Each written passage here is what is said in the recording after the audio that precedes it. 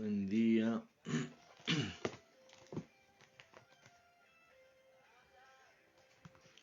Buen día, buen día, buen día. ¿Cómo están?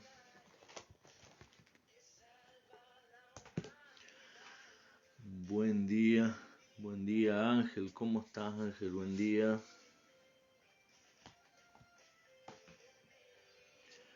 Buen día, buen día, buen día. Buen martes.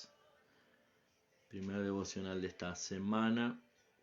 Amén. Como los hermanos saben, estamos todos los de martes a viernes de 7 a 7 y media con nuestro devocional. Buen día.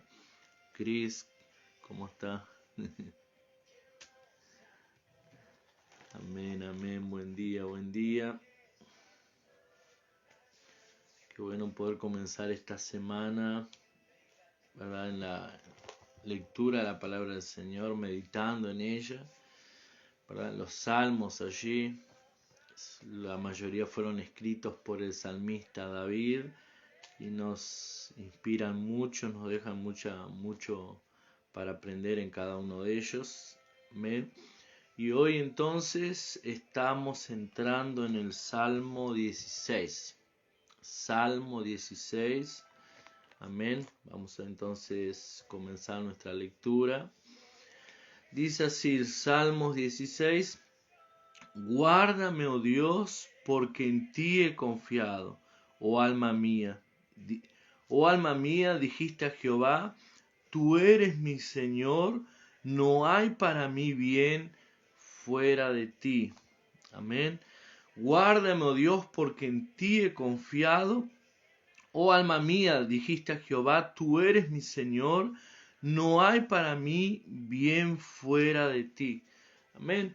Algo que hemos visto, la mayoría de los salmos de David fueron escritos en medio de persecución, en medio de aflicción, en medio de problema.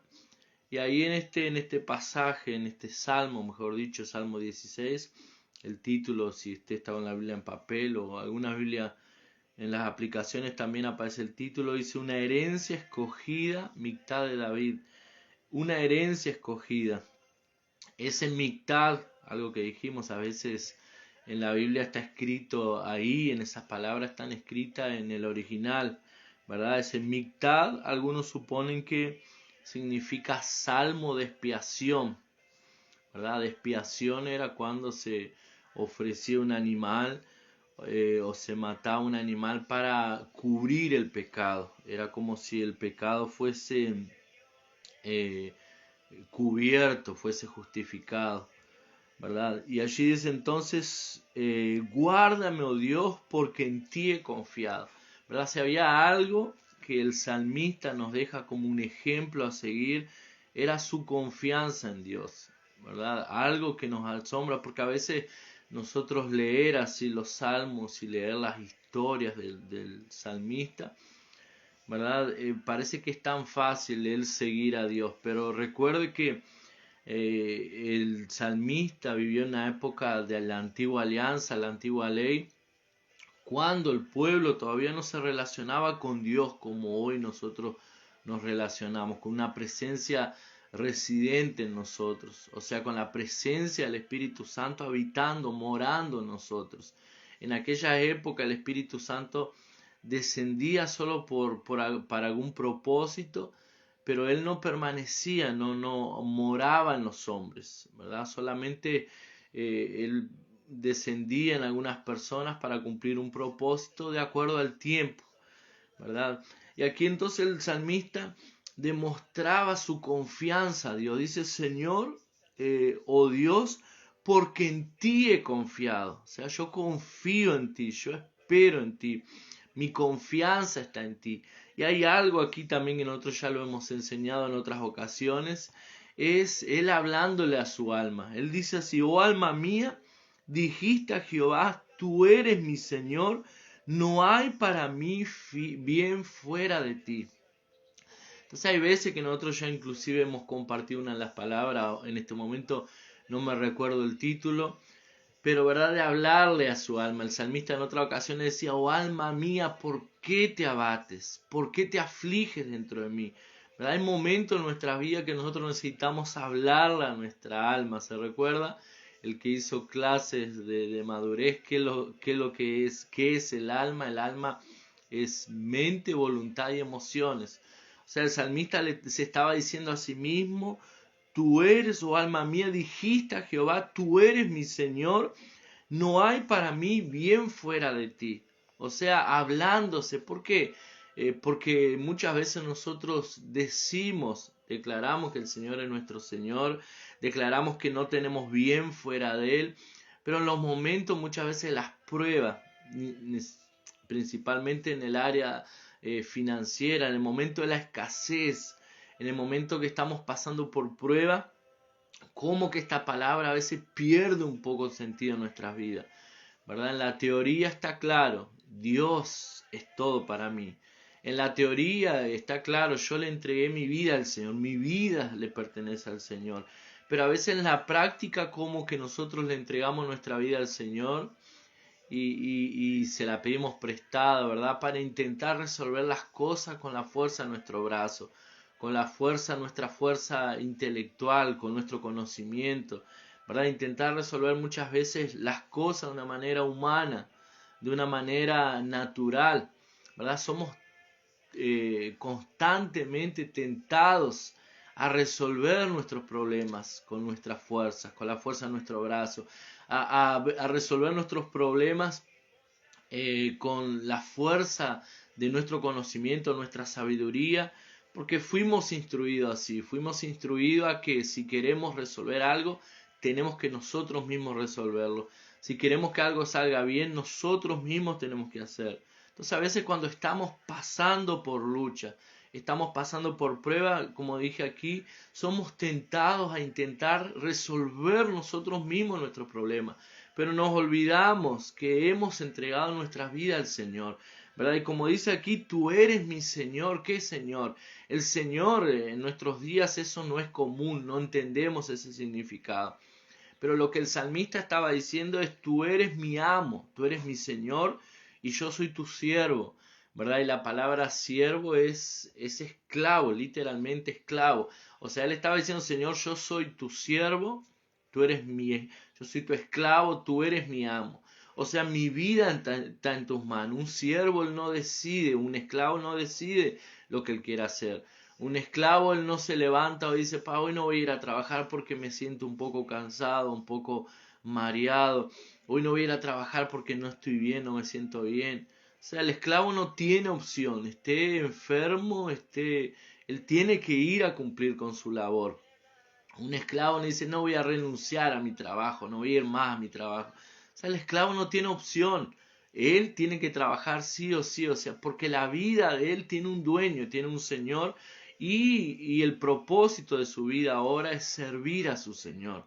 Es lo que el salmista decía, yo le tengo que decir a mi alma, 2 por 3, Señor, tú eres mi Señor.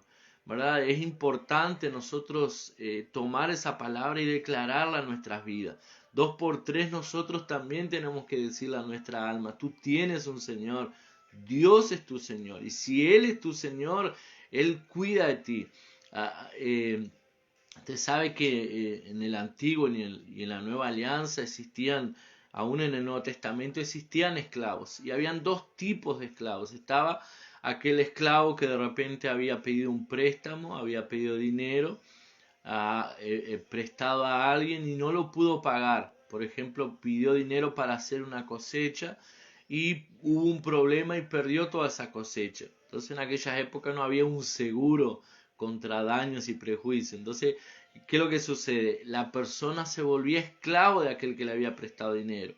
Y hasta él no pagar toda esa deuda, él tenía que trabajar para esa persona que le había prestado dinero por el tiempo que fuese necesario hasta conseguir pagar toda la deuda. Pero había otro esclavo que era el esclavo del amor, esclavo por amor. Ese esclavo por amor era un esclavo conocido también como el esclavo de la oreja agujereada, el esclavo de la oreja cortada, oreja agujereada. Ese esclavo era un esclavo que de repente había trabajado para pagar esa deuda. Pero ¿qué es lo que sucede? Su amo no lo trataba como un esclavo, lo trataba como si fuese un miembro de su familia.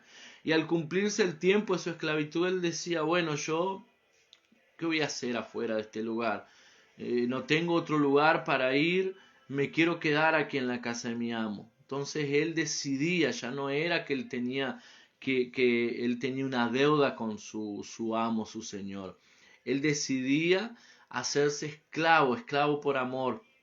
Y ahí entonces servía a su amo, pero ya no en una posición de un opresor y un esclavo, sino en una posición de un familiar, en una posición de amor, de respeto mutuo, ¿verdad? En una posición de yo decidí servirlo. Y ahí entonces el amo decidía entonces que continuase allí como su siervo, pero era tratado de una manera diferente. ¿Verdad? Esta es nuestra historia como siervos. ¿Verdad? Nosotros somos esclavos por amor porque fuimos comprados. ¿Verdad? Fuimos comprados por un gran precio. Nuestro Señor nos compró y nuestra vida pertenece a Él. Lo que decía el salmista: oh alma mía, dijiste a Jehová, no te olvides, tú eres mi Señor, no hay para mí bien fuera de ti. O sea, todo lo que yo tengo, todo lo que yo deseo está en el Señor. Todo lo que yo espero está en ti, Señor. Tú eres mi confianza, tú eres mi escudo, tú eres mi fortaleza, tú eres mi sanador, tú eres mi protector. En ti, Señor, está mi esperanza. O sea, nuestra esperanza está en el Señor. Es lo que decía el salmista. Y él sigue para versículo 3. Para los santos que están en la tierra y para los íntegros es toda mi complacencia. ¿Qué es lo que decía el salmista? Para los santos que están en la tierra y para los íntegros es toda mi complacencia. O sea, él se complacía con aquellos que buscaban a Dios. Él decía, mi complacencia está con aquellos santos, íntegros, aquellos que buscan a Dios, aquellos que aman a Dios. Y nosotros vemos que muchas veces eso es un problema en medio de los cristianos, ¿verdad? ¿Por qué? Porque muchas veces nosotros comenzamos a prestar más atención en las fallas muchas veces de los hermanos, ¿verdad? Nosotros sabemos que la iglesia es un hospital donde las personas vienen a ser atendidas por el maestro, por el médico de los médicos. Y ese hospital no estoy hablando solamente de enfermedad física, sino que estoy hablando que es un lugar donde los cristianos, las personas están en obra. ¿Verdad? Yo sé que muchos cristianos, y eso es común escuchar, que muchas personas dicen, no, yo voy a ir a la iglesia cuando yo esté bien, cuando yo deje de fumar, cuando yo deje de tomar. Yo voy a ir a la iglesia cuando yo deje de hacer ciertos comportamientos. Cuando yo me comporte bien, que sea digno de ir a la iglesia, yo voy a empezar a ir a la iglesia porque yo no soy un hipócrita. Pero en verdad nosotros sabemos que la iglesia es un lugar donde vienen las personas como están y el Señor comienza a operar en la vida de ellas. Y la mayoría de las personas que vienen a la iglesia son personas que no son santitos, por así decirlo. Son personas en que Dios está trabajando en su carácter y en sus vidas. Y cuando llegan a los caminos del Señor, entonces Dios comienza a operar. Entonces podríamos decir que la iglesia es un lugar donde hay gente humana llena de defectos, así como cualquier otro. O sea, no son personas que están de otro planeta, son seres humanos como cualquiera, con fallas, con defectos, y muchas veces, ¿qué es lo que sucede ahí? Muchas veces las personas no sienten placer. Mucha gente dice, no, yo no voy más a la iglesia porque en la iglesia está lleno de hipócritas, la iglesia está lleno de mentirosos que dicen una cosa y no cumplen, que hablan demasiado y no practican. O sea, la iglesia es así, la iglesia es un lugar donde hay gente que está en reparación, que el maestro, que el médico, los médicos está trabajando en la vida de ellos.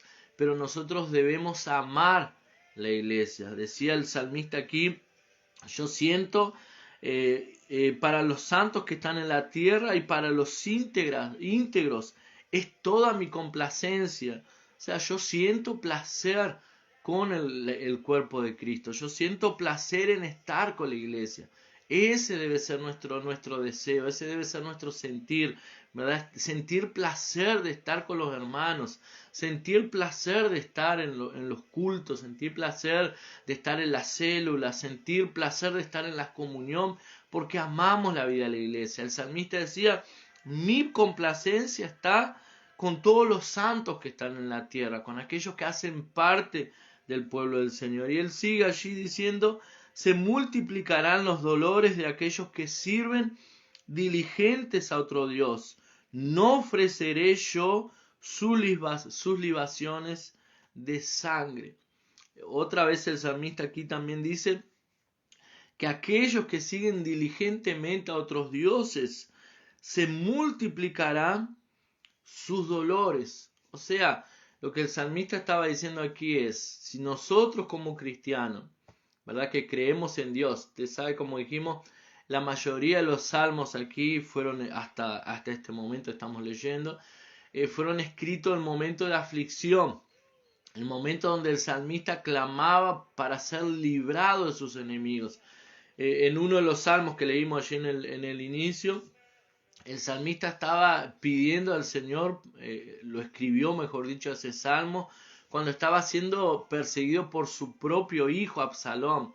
Entonces la mayoría de los salmos hasta aquí, hasta este momento, el salmista lo escribió en momentos de aflicción, en momentos de persecución, en momentos de angustia, en momentos mientras estaba siendo perseguido.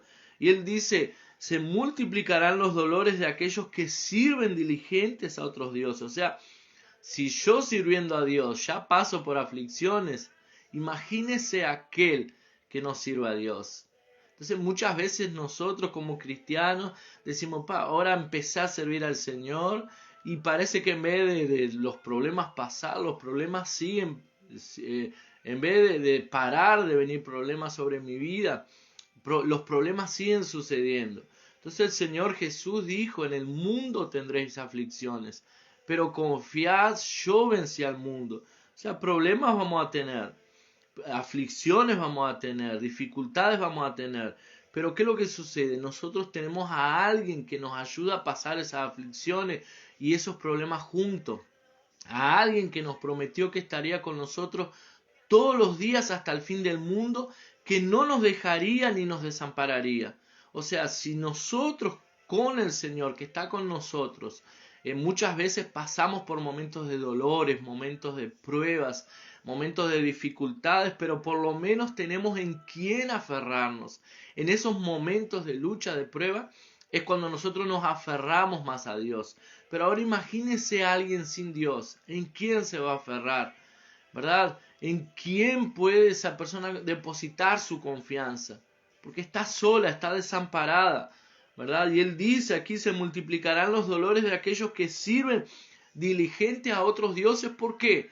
El mismo salmista decía que los dioses, los ídolos, tienen ojos pero no ven, tienen bocas pero no hablan, ¿verdad? Tienen manos pero no tocan, o sea, no pueden hacer nada por nosotros.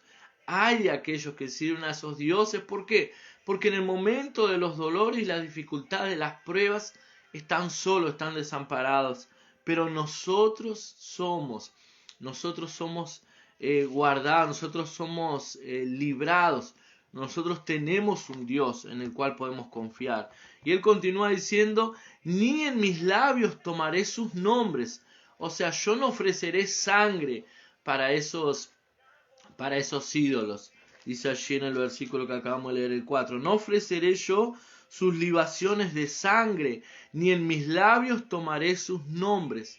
Libación de sangre eran ofrendas que se ofrecían a ídolos o a entidades, ¿verdad? Para intentar agradarle. Era muy común en los tiempos bíblicos, inclusive hoy en nuestros días, ofrecer libación, ofrecer sacrificios de sangre. En los tiempos bíblicos ofrecían, inclusive hoy, sangre humana, muchas veces niños, bebés que eran entregados para entidades, para ídolos, para espíritus. Se sacrificaban a aquellos niños o a aquellas personas y la sangre de ellas se ofrecía para las entidades, para los dioses, para intentar a veces aplacar su ira, para intentar pedir el favor, ¿verdad? O sangre de animales. Hoy es muy común, hay religiones que aún en estos días ellos matan animales, sacrifican animales para pedirle un favor a su Dios o a la entidad o al espíritu que están invocando. Nosotros también, nuestro cristianismo, nuestra creencia también necesitó sangre, necesitaba y necesitó. Pero ¿qué es lo que sucede? Cristo allí derramó su sangre por una única, ¿verdad? Y para siempre, por una única vez derramó su sangre en el Calvario, y allí con esa ofrenda, esa libación, suplió todas nuestras necesidades y pagó todo el precio necesario. Entonces ahora nosotros no necesitamos más matar un cordero, una paloma y llevarlo a un templo y sacrificarlo. ¿Por qué? Porque en la cruz el Señor ya sacrificó todo por nosotros. Y ahora nosotros, nuestros pecados fueron perdonados y la sangre de Él nos cubre y nos libra de todo mal, nos purifica, nos limpia todo pecado. Y él decía, yo no voy a ofrecer libaciones de sangre para esos dioses, ni en mis labios tomaré sus nombres. O sea, mis labios simplemente ocuparán el nombre del Dios verdadero, el único, el soberano, el todopoderoso. En mis labios estará simplemente el nombre del Señor. ¿Verdad? Y muchas veces cuando hablamos aquí de derramar sangre, tal vez usted puede decir, no, pero yo ya no derramo más sangre para ídolos. ¿Cómo voy a hacer una cosa de esa? Yo creo en Dios. Pero la sangre en la Biblia apunta para vida. Y hay muchas personas, inclusive cristianos, que dan su vida. Derramar sangre es dar su vida. Dar su vida muchas veces para muchos dioses. Y nosotros pensamos que dioses son apenas imágenes de santo o de dioses paganos, que es esculturas que las personas levantan. Pero a veces los dioses para las personas son trabajo, a veces dioses para las personas son seres queridos, familias, hijos, esposa, maridos, muchas veces para las personas ídolos, dioses son a veces, no sé, deportes, a veces son lugares, a veces son personas. O sea, Dios es todo aquello que toma el lugar de Dios, del verdadero Dios en nuestro corazón. Todo aquello que nosotros cambiamos y lo colocamos antes que Dios, ¿verdad? Todo aquello se vuelve un Dios en nuestras vidas. Y el salmista dice, yo no voy a ofrecer sacrificios para esos dioses, ni estarán sus nombres en mis labios. Jehová es la porción de mi herencia y de mi copa. Tú sentencias mi suerte. Las cuerdas me cayeron en lugares deleitosos y es hermosa la heredad que me ha tocado. El salmista dice, yo no voy a buscar otros dioses, yo no voy a correr atrás de otras cosas, yo no voy a entregar mi vida en sacrificio para cosas que no van a producir placer en mi vida. ¿Verdad? ¿Cuántas veces uno va... a mí me pasa, no sé si a usted le ha pasado alguna vez, pero cuando uno va a un cementerio y comienza a ver todos aquellos sepulcros allí, ¿verdad? Todos aquellos nichos, y en muchos de ellos son colocadas las fotos de las personas que están allí, de los cuerpos que están allí, mejor dicho, los restos, ¿verdad? Y a veces uno ve la foto allí, la persona toda feliz sacándose la foto, y usted ve, por ejemplo, aquí descansa fulano y fulana y sus hijos. Usted ve a veces la foto, el lugar donde está una familia completa allí. Usted ve la foto y dice, pensar que esas fueron personas que así como nosotros se levantaron, salían a trabajar, buscaban sustentar la familia, lucharon por darle un futuro mejor a sus hijos, a su familia. Entonces, personas que sacrificaron, y muchas de ellas se mataron, literalmente se mataron muchas veces trabajando, ¿verdad? Para poder buscar un futuro mejor. Pero ¿qué es lo que sucedió? El futuro de todos ellos fue ¿dónde? Allí, en un cementerio donde ya no pueden hacer más nada, donde se terminó la vida en este mundo para ellos, ¿verdad? Y muchas veces las personas, muchas veces nosotros luchamos y nos sacrificamos demasiado, y a veces hay personas que cambian a Dios, ¿verdad? Sacan a Dios de la ecuación de sus vidas por causa de que tienen que trabajar, que tienen que buscar su futuro. Claro que trabajar es importante, ¿verdad? Si usted no trabaja, no va a conseguir hacer las cosas. Pero nuestra confianza no está en eso, nuestra confianza está en Dios, y sabemos que Dios cuida de nosotros. ¿verdad? Que no importa dónde estemos trabajando, no importa el trabajo. Hay mucha gente que trabaja y gana demasiado, pero no puede disfrutar de eso. Y hay gente a veces que trabaja y no gana mucho, apenas gana lo suficiente para sustentar su hogar, pero es un hogar que hay paz, hay amor, se respira paz, es un lugar, un ambiente donde es agradable estar, porque colocaron al Señor sobre todas las cosas, porque el Señor es el centro de sus vidas. Y Él dice, Jehová es la porción de mi herencia y de mi copa. Tus cuerdas me cayeron en lugares deleitosos y es hermosa la heredad que me ha tocado. Bendeciré a Jehová que me aconseja, aún en las noches me enseña mi conciencia. La heredad que me tocó es preciosa, dice, es hermosa la heredad que me ha tocado. Y él sigue diciendo, bendeciré a Jehová que me aconseja. O sea, el salmista buscaba consejo en el Señor. ¿Y qué buscar consejo en el Señor? Él oraba, él buscaba al Señor. Señor, aconséjame. Y se voy a bendecir al Señor porque Él es mi consejero, ¿verdad? Y el Señor entonces aquel que nos aconseja, aquel que nosotros buscamos una dirección. Cuando tenemos una duda, una necesidad, debemos correr a Él, debemos buscar consejo a Él. Y claro, también buscar consejos en aquellos hombres y mujeres de Dios que Dios ha colocado en nuestras vidas, ¿verdad? Que Dios ha colocado para que nosotros podamos pedir una dirección. Consejos no se piden de cualquiera.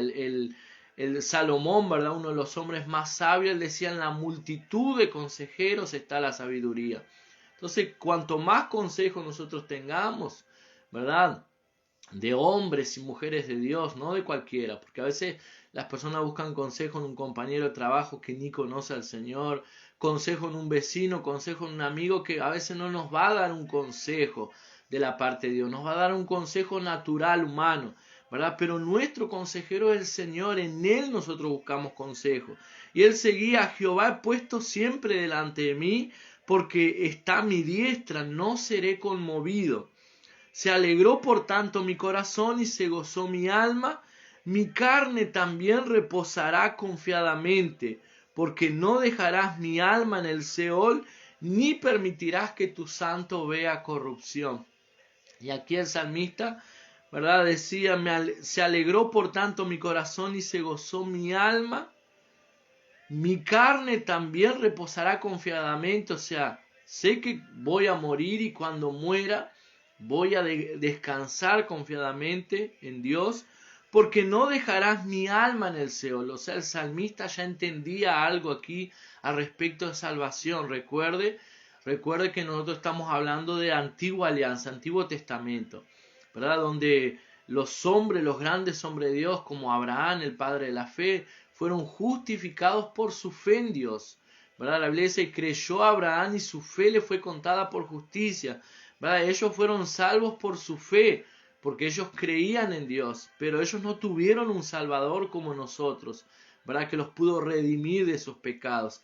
Y el salmista aquí, aunque no tenía un Salvador, él creía, yo sé que mi alma no va a estar en el Seol, yo sé que el Señor no va a dejar mi alma en el Seol, ¿verdad? Y el Seol, lo que la Biblia nos muestra, es aquel lugar donde van aquellos que no conocieron al Señor, es el sepulcro, ¿verdad?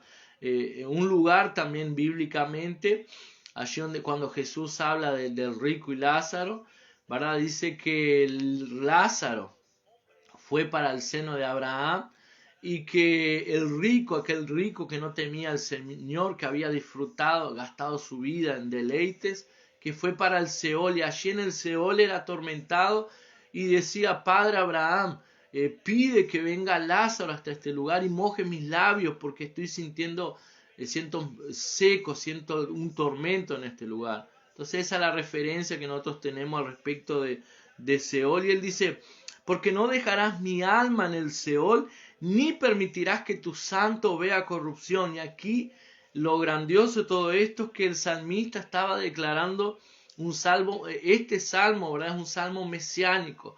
Él estaba hablando del Señor.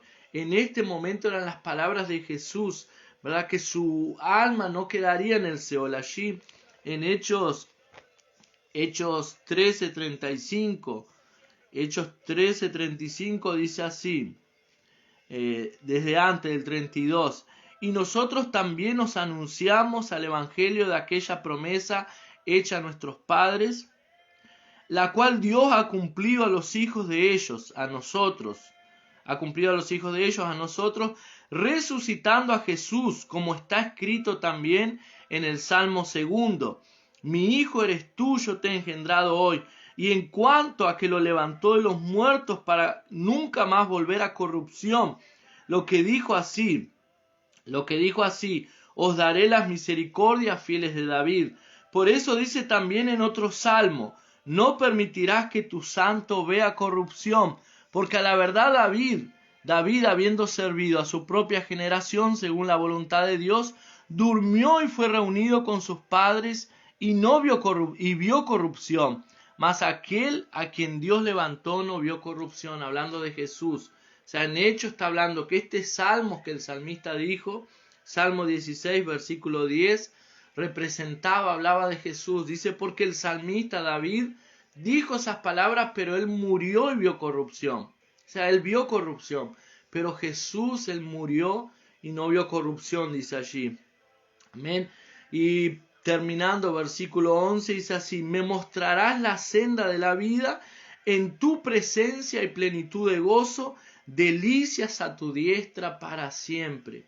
Amén, el Señor te mostrará la senda de la vida, el Señor te va a guiar, el Señor dice, el ladrón vino para robar, matar y destruir, yo vine para que tengan vida y vida en abundancia. ¿Qué significa eso? Yo los voy a guiar, el Señor dice, yo soy el camino, la verdad y la vida y nadie va al Padre sino por mí. O sea, yo soy el camino.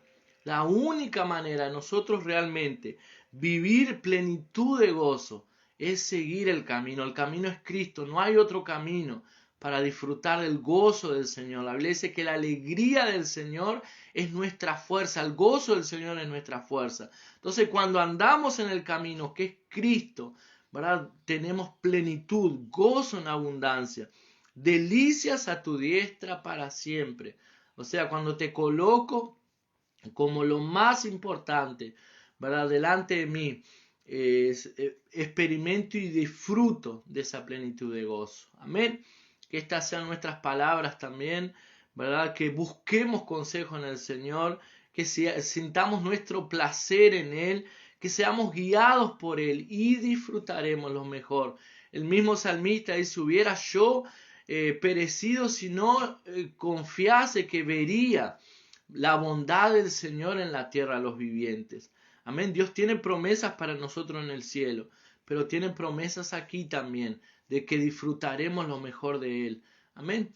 Cierra sus ojos, yo quiero orar, finalizar aquí, bendecir tu vida, bendecir tu día. Padre, en el nombre de Jesús, yo te agradezco por la vida de cada uno de los que aquí están, Señor, bendícelo, bendice su día, guárdalos, líbralos de todo mal, bendice su entrada, su salida, aquellos que van a trabajar, Señor, guárdalos en el trayecto a su trabajo, aquellos que van a estudiar a la escuela, al liceo, a los estudios, guárdalos también, Señor, allí donde ellos están, líbralos de toda influencia, de toda palabra, Señor, toda enseñanza que va contra tu palabra. Señor, aquellos que trabajan en su casa, son amas de casa o trabajan en su casa, bendice su día, bendice su trabajo, bendice su familia, Padre, en el nombre de Jesús. Gracias te doy. Amén y amén. Amén, que el Señor los bendiga. Un gran abrazo para todos. Un gran abrazo allí para Cristian, Sharon, Ángel, que había entrado, que entró, Alejandro, Karina, Claudia también, Claudia allí, mi concuñada, la esposa de mi cuñado, Marcos, Zuli, ¿verdad? También que entró allí, otros hermanos que entraron, habían entrado también. Un gran abrazo, tengan un día bendecido, nos vemos, que pasen bien. Chau, chau, chau.